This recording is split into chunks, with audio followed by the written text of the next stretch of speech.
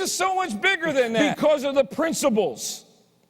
And if you honor principles, you can win. One of the principles, as I coached, I used to look over everywhere I ever coached, and there were kids on the fence.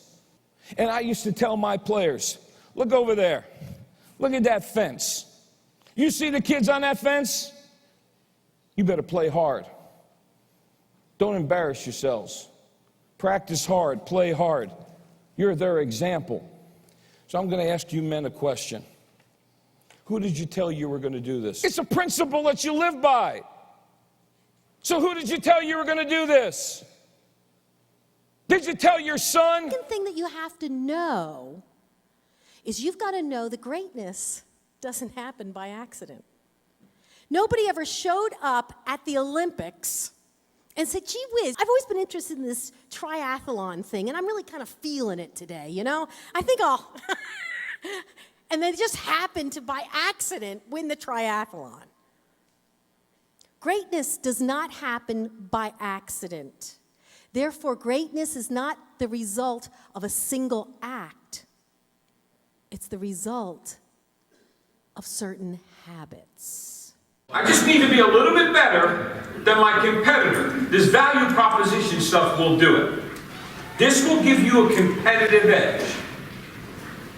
So, a value proposition is when you lead with benefits and solutions. I'm going to give you a quick story to illustrate this. I was on an airplane. I was flying to Los Angeles to do 2 days of training. And I'm sitting next to this guy. He wakes up. I said, hey, buddy, can I buy you a cup of coffee? Now, I want you to count how many questions I asked the guy. Can I buy you a cup of coffee? He goes, yeah. I said, let me ask you a question. I said, are you going home or coming from home? I'm going back home. What brought you to Orlando? A conference. So I said, well, whose company is it? He goes, mine. What do you do? I manufacture Venetian wines. Really? Do you have a sales team? Yeah. How many people do you employ inside? He goes, 30. That's a big company. So let me ask you a question. How many people here remember Colombo? I put my hand here and I give him a Colombo. Let me ask you a question. There are 3 things you needed to improve, had to improve about your sales team. What would they be? He goes, don't take me there. Closing ratios, time and territory management, and booking more appointments on the phone. Really, it's that important to you. You sell our lifeblood. Then he said, what did he say? What do you do? He didn't say, who are you? I didn't say best-selling author, speaker, trainer. He said, what do you do? And that's what people are thinking when you talk to them.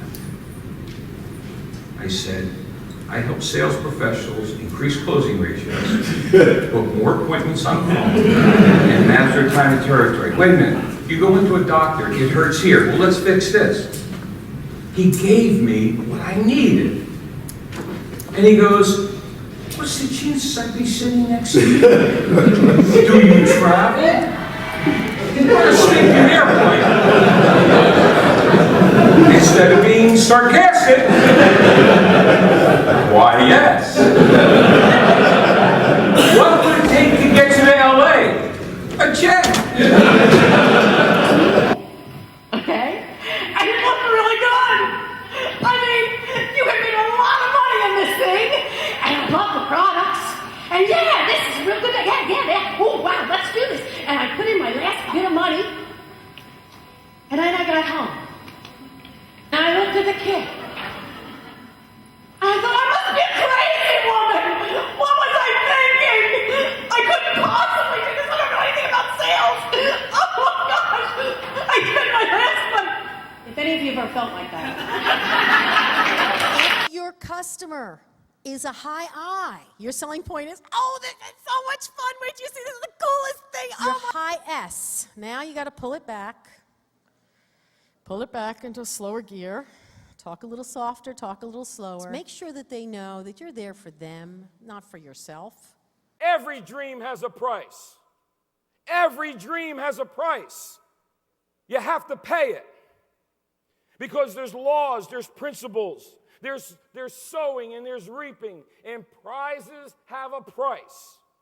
And you'll pay one here. The difference is it's worth it.